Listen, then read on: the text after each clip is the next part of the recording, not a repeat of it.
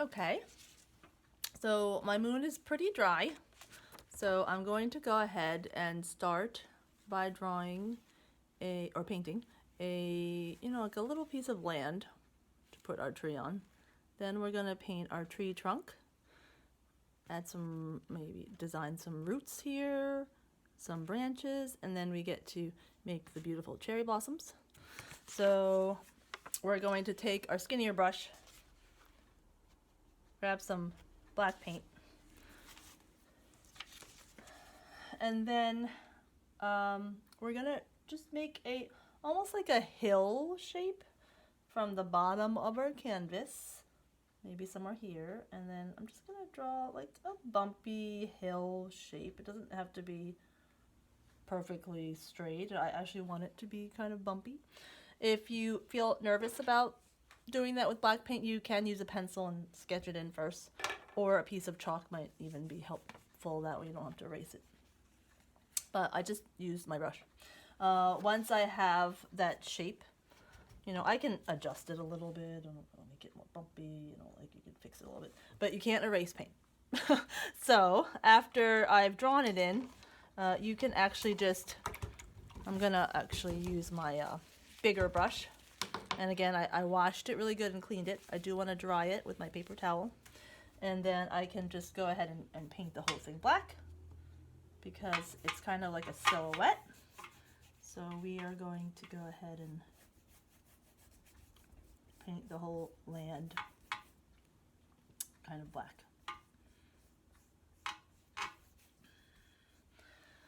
Okay, once we have that, then we can actually make our tree trunk.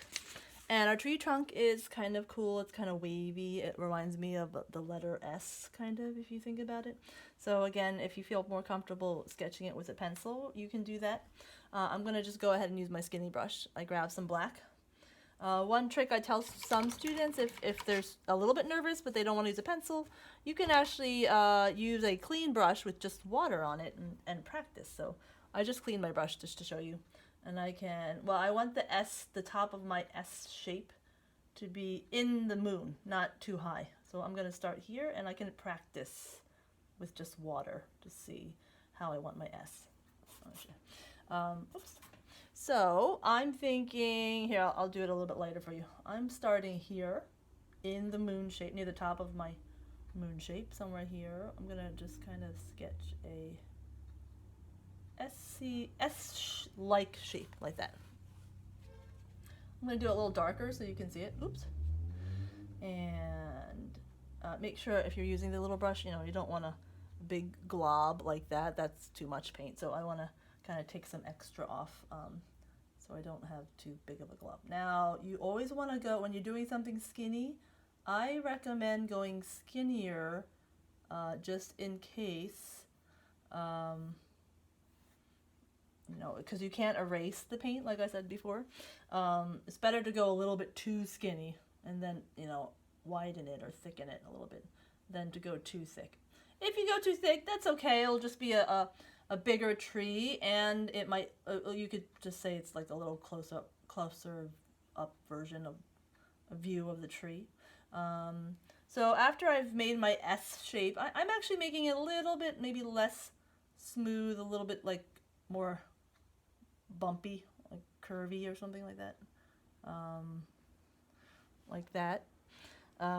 There are roots in this picture. You can decide to just color the whole thing black if you like, or if you want to make it look like there's some, actually this is an unusual tree, maybe these roots kind of come out a little bit. You can make wavy lines like this, but if you don't feel like doing little root shapes or something like that, you're welcome to just color this whole thing black. So I'm just making some like wavy shapes to make it look like there's roots there. I'm just gonna show you that close up. All right. Once I have our tree trunk, I'm going to add some tree branches. The tree branches are skinnier lines that kind of come up near the top. They do go in all directions. You don't have to follow these branches exactly. But I'm just gonna go ahead and make, you know, one little line here and maybe another one there. I'm just drawing skinny lines. This one's gonna reach all the way over here. They do seem to lean closer to the right, so I would make my branches kind of go that way. There is that really low one that kind of goes, you know, down and like that. Again, I'm not really following this exactly. And I'm gonna go quicker because I don't want to spend too much time. It was a very long tutorial, but you know, I have 1, 2, 3, 4. I could add another little branch like over here. I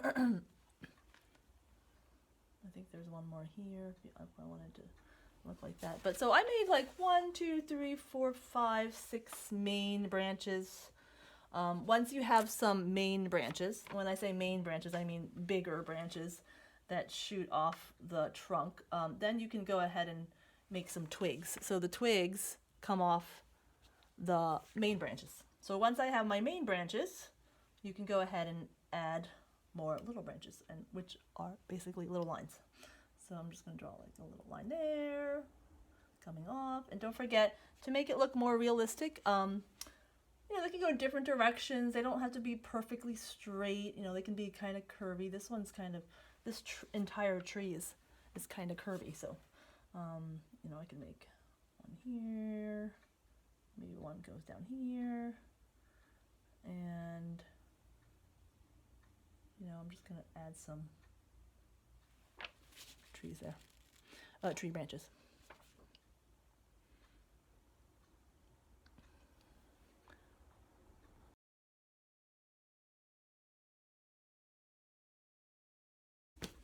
Okay, so I made some more branches. The last step we have to do are the little tree blossoms that are on the branches and kind of scatter. They look like they are kind of blowing in the wind. So you can, because these are so small, you could totally use that small brush again. Or if you prefer, you could try your big brush. So I'm going to show you both. So I just cleaned my brush and dried it. And then my cherry blossoms are pink colored. So to make pink, I actually would scoop up some red, put it somewhere else, scoop up some white, oops, sorry, and mix that together. That's a nice dark pink. If I wanted a lighter pink, I can actually maybe just go ahead and use this space here and make 2 different pinks so I can use them both. And basically, once you have your pinks ready, you can go ahead and just start dotting.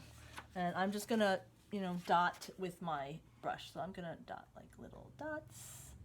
And I can go all over the place. I can start where my branches are. And I can make them kind of like go out a little bit, like as if they're blowing in the wind. So you're just gonna go ahead and dot it everywhere.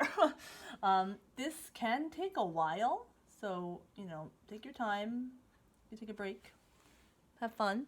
I don't know if you can see what I'm doing here, so I'm gonna bring it a little bit closer. The other option, if you don't want to use that skinny brush, is to actually use your bigger brush. And if you have a bigger brush, you want to make sure it's clean and dry. I actually like to separate like the hairs a little bit, and then I'm going to kind of like grab some by tapping and loading the brush on this edge, and then that way I'm hoping to stamp, you know, a multiple dots at a time. So I'm gonna take that brush and kind of dot it a little bit like this.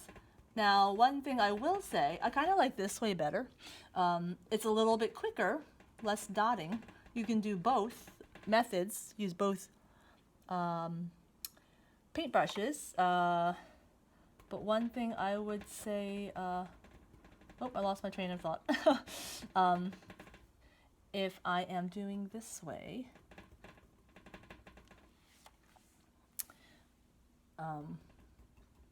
oh, sorry. One thing I wanted to make sure you do though, before you dot your tree blossoms, is to make sure your black branches are actually dry, because if they're still wet, you might get black in your beautiful cherry blossom colors and you might make them muddy.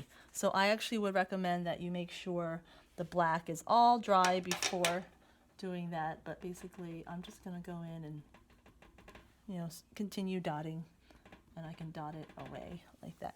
But that's basically it. I'm going to go ahead and do some more, so I'll just finish it up with my time-lapse video.